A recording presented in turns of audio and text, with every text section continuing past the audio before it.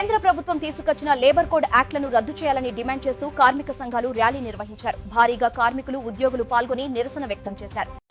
తప్పు మనమే కనిపిస్తాం. మనందరూ ఆలోచించండి. మీరందరూ మనం గద్దె మీద వాడిని కూర్చోబెట్టడం ఎందుకు? కూర్చోబెట్టిన తర్వాత వాడు చెడ్డ పనులు చేస్తా అంటే మళ్ళీ తిట్టడం ఎందుకు రోడ్లలో తిరిగి? అందుకే ప్రజలందరికీ మేము ఒకటే చెప్పదలుచుకున్నాం. మీరు ఆలోచించండి, మీరు ఆలోచన చేయండి. ఎలాంటి వ్యక్తులను మనం గద్దె మీద కూర్చోబెడతా ఉన్నాము వాళ్ళు చాలా స్పష్టంగా చెప్తా ఉన్నారు.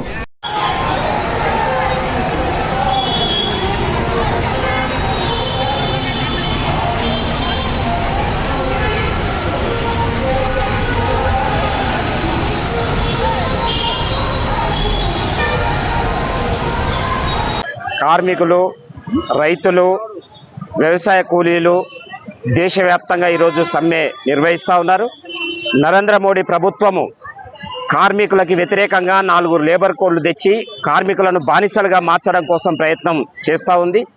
కార్పొరేట్ సంస్థలకి లాభం చేకూర్చడానికి కార్మికులకి కనీస వేతనాలు లేకుండా పని గంటలు 12 గంటలకు 14 గంటలకు పెంచాలని, అలాగే కార్మికులకు ఉన్నటువంటి హక్కులన్నింటినీ తీసేసి వీళ్ళందరినీ కూడా కట్టు బానిసలుగా మార్చేటువంటి కుట్ర నరేంద్ర మోడీ ప్రభుత్వం చేస్తూ ఉంది.